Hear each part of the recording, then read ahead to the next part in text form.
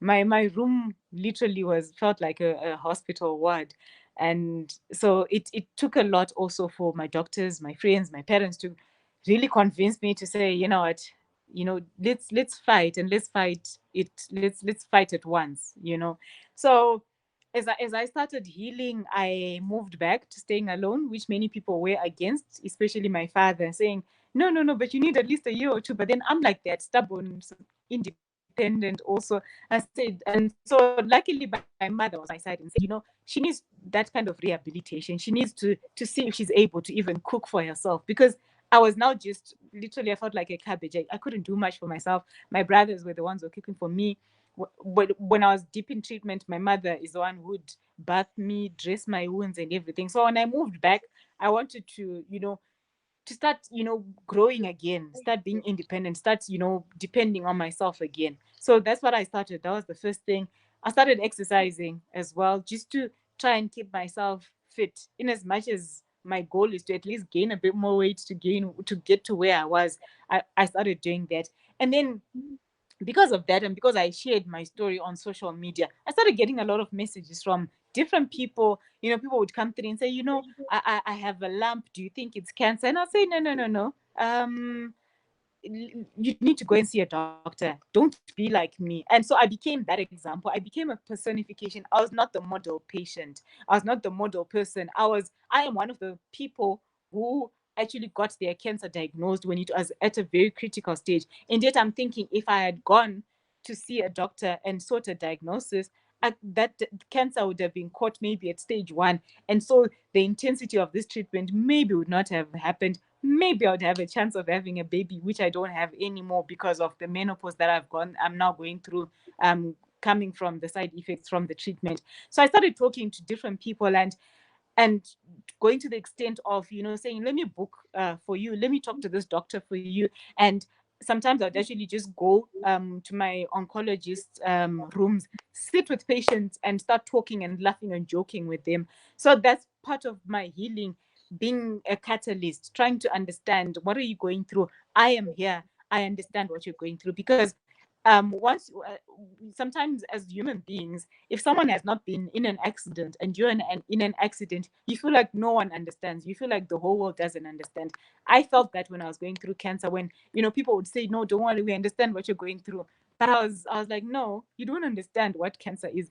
This is painful for my side. So I've then started talking to people. You have cancer, let's talk. And I'm able to joke with you and say, oh, so how many times did you throw up today? I understand. Are you going through diarrhea, or is it the constipation effect? And so people then are free to talk about, some of the stuff. So those are some of the things that I'm doing. Like I've mentioned earlier, I'm there, I'm analyzing sport, I'm analyzing football games, Formula One. I'm trying to just keep myself busy to try and be on the positive side. I didn't mention that I went through depression. I'm still trying to get over it. Yeah, because I felt like at some point I really couldn't mourn myself. And when the reality set in that I'll probably never have a child, I started questioning God and saying, so I fought this cancer only to spend the rest of my life alone, without a child, without a husband. So I started sinking in sadness, and started feeling worthless. But then I then had to sit with my doctor, my advisors from church, my friends as well, and try and step out of it and snap out of it. And then I then have been trying to just occupy my time and trying to stay positive. And at one stage, you were actually wrapping your hands on elephants, and when you are going to work, you are always singing or listening to music. How soothing is that? Yes. You know, how soothing is that? So I just started that as a fun thing. So I realized, how do I start my day? So the first thing I do is, obviously, when I wake up, I have a Bible verse that I look at. My faith was shaken, and I'm working on my spirituality. I'm not going to be one of those people who say, God is good. I just felt, the presence of God. I was angry with God. I was furious. And so I feel like I'm trying to get back that relationship, with God, and trying to get back on my spirituality. I have a boxing session for an hour. I got into boxing, And then when I'm driving to work, I have to set my mind. So what have I started doing? I sing karaoke the whole way to work. I'm jovial. So the way I start my day, it affects the rest of my day, the how my day will go mentally. It's something that I didn't necessarily read about, but then self-help books, that's exactly what they talk about. You have to sort of own your mind, or else it will own you. Because if I'm to let my mind do that, it's going to start telling me about, the things that I can't do anymore, the cancer, how my body had to fight, how everything had to go on. And then, like you're talking about elephants, that's my totem. I am a Lendlovu. So that was my first time being so close to an elephant. In as much as people around me are looking at this humongous animal, I felt a connection. I felt like, this is my relative.